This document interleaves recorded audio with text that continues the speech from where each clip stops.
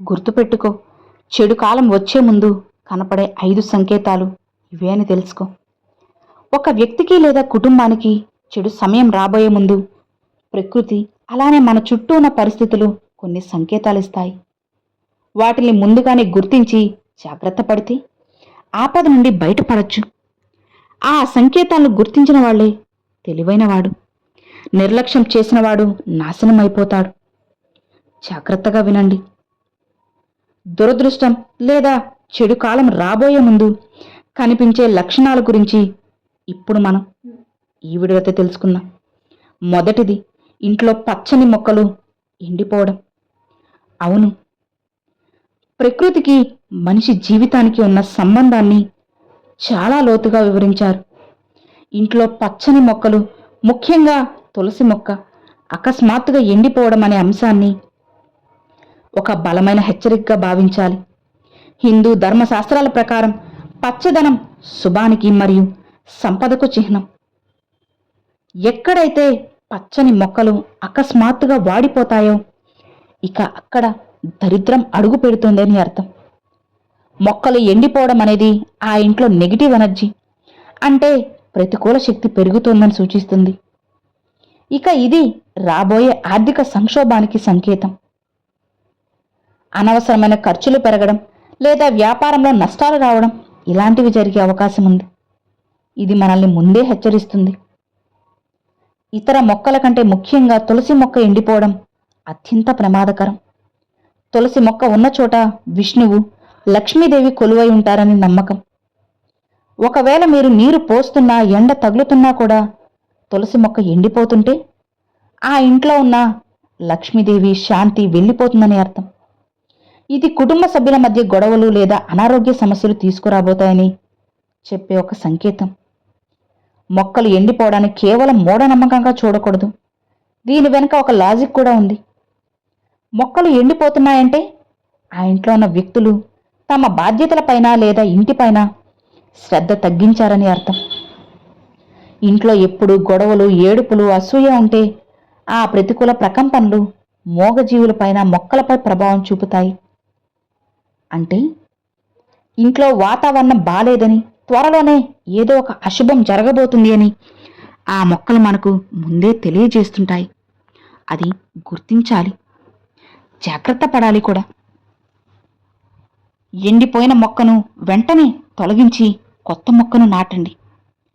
ఆ గదిలో లేదా ప్రాంగణంలో సాత్విక వాతావరణాన్ని తీసుకురండి. ఇంట్లో దీపారాధన చేయడం, ప్రశాంతంగా ఉండడం వల్ల నెగిటివ్ ఎనర్జీని దూరం చేయండి.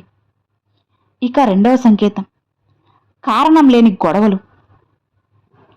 ఒక వ్యక్తి నాశనం అవడానికి శత్రువులు బయట ఉండనవసరం లేదు. ఇంట్లో పెరిగే కలహం చాలు. సంపద, సంతోషం ఉన్న ఇంట్లో అకస్మాత్తుగా గొడవలు మొదలయ్యాయి అంటే అది చెడు కాలానికి బలమైన సూచన. ఎక్కడైతే శాంతి, ప్రేమానురాగాలు ఉంటాయో అక్కడ లక్ష్మీదేవి స్థిరంగా కొలువై ఉంటారు. ఎప్పుడైతే ఇంట్లో చిన్న చిన్న విషయాలకే భార్యాభర్తలు లేదా కుటుంబ సభ్యులు అరుచుకోవడం, ఒకరినొకరు నిందించుకోవడం మొదలెడతారో అక్కడ లక్ష్మీదేవి ఒక్క క్షణం కూడా ఉండదు. చెడు కాలం వచ్చే ముందు మనిషి ఆలోచన విధానం మారుతుంది. ఎదుటివారు మంచి చెప్పినా అది చెడుగా అనిపిస్తుంది. దీనివల్ల అనవసరమైన తగాదాలు పెరుగుతాయి.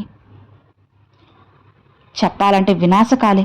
విపరీత బుద్ధి అంటారు కదా, వినాశనం దగ్గర పడినప్పుడు బుద్ధి వంకరగా మారుతుంది. ఇంట్లో గొడవలు జరిగే వ్యక్తి బయట సమాజంలో గౌరవం పొందలేడు. నిరంతరం గొడవలతో సతమతమయ్యే మనసు పని మీద దృష్టి పెట్టలేదు. దీనివల్ల వ్యాపారంలో నష్టాలు లేదా ఉద్యోగంలో సమస్యలు వస్తాయి. అంటే గొడవలనేవి ఆర్థిక పతనానికి మొదటి మెట్టు. గొడవలు జరుగుతున్న ఇంట్లో ఒక రకమైన నెగిటివ్ ఎనర్జీ ఉంటుంది. ఇది ఆ ఇంట్లో ఉన్న పిల్లల భవిష్యత్తును, పెద్దల ఆరోగ్యాన్ని దెబ్బతీస్తుంది. ఇంట్లో గొడవలు మొదలైనప్పుడు ఎవరు తప్పు చేశారో వెతకడం కంటే మౌనం పాటించడం మంచిది. ఒకరు కోపంగా ఉన్నప్పుడు మరొకరు తగ్గటం వల్ల ఆ గొడవ పెద్దది కాకుండా ఉంటుంది. దాని ద్వారా రాబోయే పెద్ద ఆపదను, అంటే చెడు కాలాన్ని ఆపచ్చు. ఈ సంకేతాలను గుర్తించడం వల్ల మనం మన కుటుంబాన్ని రాబోయే ఆపదల నుండి కాపాడొచ్చు. ఇలాంటి అద్భుతమైన జ్ఞానాన్ని అందరికీ కూడా తెలియజేస్తే జీవితాలు వాళ్ళవి కూడా మారుతాయి కదా. ఒక్కసారి ఆలోచించండి. చెడు ఒక్కసారి సంభవిస్తే మన జీవితాలన్నీ కూడా నాశనమైపోతాయి. ఇక మూడో సంకేతం, పెద్దవాళ్లను గౌరవించకపోవడం. పెద్దలను గౌరవించకపోవడం అనేది కేవలం ఒక వ్యక్తిగత తప్పు మాత్రమే కాదు, అది ఒక వంశం లేదా ఒక వ్యక్తి యొక్క సర్వనాశనానికి నాంది అని గుర్తుపెట్టుకోండి. శాస్త్రాల ప్రకారం తల్లిదండ్రులు అలానే గురువులు ప్రత్యక్ష దైవాలు. ఎవరైతే తన ఎదుగుదలకు కారణమైన పెద్దలను అలానే వృద్ధులను కించపరుస్తారో వారి పుణ్యఫలం పూర్తిగా నశిస్తుంది. పుణ్యం క్షీణించిన మనిషికి అదృష్టం తోడుండదు. దీనివల్ల అతను చేసే ప్రతి పనిలో అడ్డంకులు వస్తాయి. చెడు కాలం రాబోయే ముందు మనిషికి తన హితవు కోరేవారు పెద్దలు శత్రువుల్లో ఉంటారు. పెద్దల అనుభవం మనకు రక్షణ కవచం లాంటిది. వారిని గౌరవించడం ఆపేసిన మనిషి వారిచ్చే మంచి సలహాలను వినడు. దీనివల్ల అతడు తప్పుడు నిర్ణయాలు తీసుకొని తన ఆస్తిని గౌరవాన్ని పోగొట్టుకుంటాడు. మనిషి నాశనం కావడానికి అతని బుద్ధి వంకరగా మారడమే మొదటి సంకేతం. ఒకవేళ మీ ఇంట్లో లేదా మీ ప్రవర్తనలో మార్పు కనిపిస్తే వెంటనే క్షణంలో జాగ్రత్త పడాలి, లేదంటే మీరే ఇబ్బంది పడాల్సి వస్తుంది.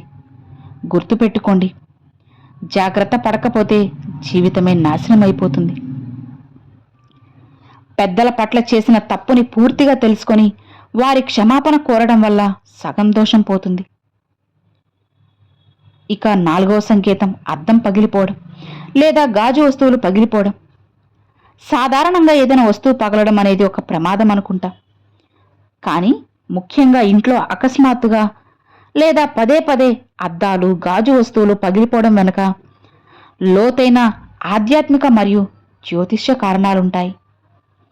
గాజు వస్తువులు అకస్మాత్తుగా పగిలితే లక్ష్మీదేవి ఆగ్రహానికి లేదా రాబోయే భారీ ఆర్థిక నష్టానికి సంకేతం. ముఖ్యంగా వ్యాపారం చేసేవాళ్ళు లేదా కొత్త పనులు మొదలెట్టేవారు ఇలాంటివి జరిగినప్పుడు చాలా జాగ్రత్తగా ఉండాలి. పగిలిన అద్దం విరిగిన మనసుకి చిహ్నం. ఇంట్లో అద్దాలు పగిలినప్పుడు కుటుంబ సభ్యుల మధ్య సంబంధాలు దెబ్బతినడం లేదా అపార్థాలు రావడం లాంటివి వస్తూ ఉంటాయి. లాజిక్గా చూస్తే వస్తువులు పదే పదే పగులుతున్నాయంటే ఆ ఇంట్లో ఉన్నవారు మానసిక ఒత్తిడిలో ఉన్నారు లేదా దేనిపైన ఏకాగ్రత కోల్పోయారని అర్థం. ఈ అజాగ్రత్తే భవిష్యత్తులో పెద్ద ప్రమాదాలకు దారితీస్తుంది. ఇక ఆఖరిగా ఐదవ సంకేతం, పూజలు ధార్మిక కార్యక్రమాలపై ఆసక్తి తగ్గడం. ఇదే ప్రమాదకరమైన సంకేతం. మంచివాడైన మనిషి కూడా అకస్మాత్తుగా దేవుణ్ణి దూషించడం లేదా పూజలు చేయడం మానేస్తున్నారంటే అతని కాలం ఏమాత్రం బాలేదని అర్థం. మనిషి ఎప్పుడైతే ఆధ్యాత్మికతను వదిలేస్తాడో అతనిలో అహంకారం పెరుగుతుంది. అహంకారం పెరిగిన చోట బుద్ధి పనిచేయదు. బుద్ధి లేని మనిషి తన వినాశనాన్ని తానే కొని తెచ్చుకుంటాడు. ప్రకృతి ఇచ్చే ఈ చిన్న చిన్న హెచ్చరికలను గమనించి మనల్ని మనం సంస్కరించుకుంటే ఎంతటి గండం నుండైనా మనం వెంటే ఇట్టే బయటపడిపోవచ్చు. కాబట్టి ఈ 5 లక్షణాలను గుర్తుపెట్టుకొని జాగ్రత్త పడండి. చెడు కాలాన్ని మార్చుకోండి. భయపడ్డం కంటే మన ప్రవర్తనని మార్చుకోవడం చాలా ముఖ్యం కదా. కాబట్టి కాస్త ఆలోచించి నిర్ణయాలు తీసుకోండి. జీవితాన్ని మీకు నచ్చినట్లుగా మీ చేతుల్లో పెట్టుకోండి. అర్థమైంది కదా? Thanks for watching friends.